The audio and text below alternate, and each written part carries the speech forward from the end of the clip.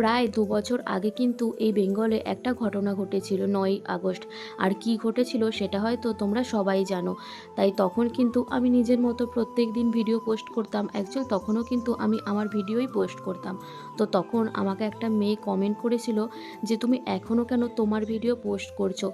তুমি কেন মৌমিতা দেবনাথকে নিয়ে ভিডিও পোস্ট করছো না?" তো তখন তাকে আমি একটা কথাই বলেছিলাম যে, আমি যদি তাকে নিয়ে ভিডিও পোস্ট করি, তার বিনিময়ে যদি সে জাস্টিস পেয়ে যায়, তাহলে আমি অবশ্যই পোস্ট করতাম। আর এই সোশ্যাল মিডিয়ায় কিন্তু আমি আজকে থেকে যুক্ত নয়। যখন আমি ক্লাস 10 এ পড়ি তখন থেকে কিন্তু আমার ভিডিও করা শুরু হয়।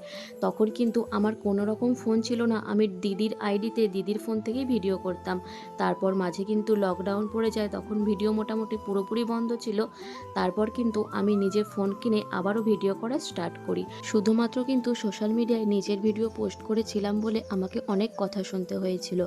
তো ফোন ঘাঁটতে ঘাঁটতে কিন্তু তার আইডিটা আমার চোখের সামনে আসে আর দেখতে পেলাম সেও কিন্তু এখন সোশ্যাল মিডিয়ায় ভিডিও পোস্ট করে।